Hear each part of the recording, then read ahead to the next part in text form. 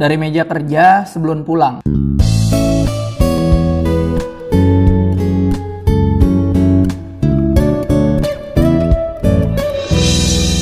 Kalian pernah nggak punya sesuatu tapi kalian ngerasa itu nggak terlalu kalian pedulikan? Kayak misalnya kalian punya satu handphone smartphone dan satu lagi handphone kecil misalnya kan. Nah, kita anggap aja lah ini handphone ya, padahal ini remote AC.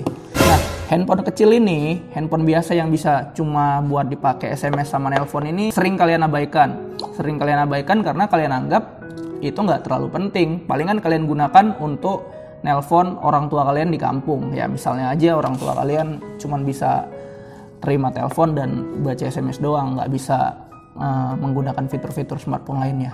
Nah, handphone kecil ini biasanya nggak kalian terlalu peduliin, sampai-sampai handphone itu kadang suka salah taruh. Dan kalian baru peduli kalau misalnya kalian butuh handphone itu. Sampai suatu ketika kalian butuh handphone itu untuk telepon orang tua kalian di kampung karena kalian butuh uang.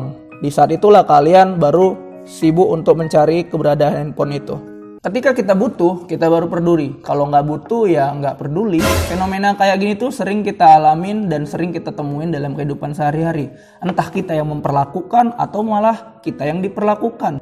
Kayak misalnya ada seorang teman sekolah kita yang lama kita nggak pernah jumpa, kita nggak tahu kabarnya, rimbanya di mana. Dia juga gitu, selama sekolah dulu nggak pernah tegur-teguran, nggak pernah sapa-sapaan. Tiba-tiba suatu hari dia datang ke kehidupan kita. Dia datang basa-basi, nanyain kabar kita, nanyain gimana kehidupan kita, pencapaian-pencapaian kita.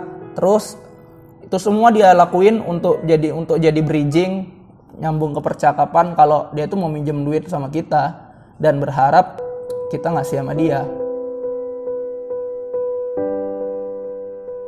Atau malah kita yang sering perlakuin orang kayak gini. Kayak misalnya kita selama ini nggak pernah peduli sama society, kita nggak pernah peduli sama orang lain, kita cenderung individualisme, kita nggak pernah peduli sama teman-teman kita, yang kita pedulin cuma diri kita. Posisi, prestasi, dan prestise yang kita dapetin hari ini tuh bikin kita nggak peduli sama orang lain dan anggap remeh sama orang lain.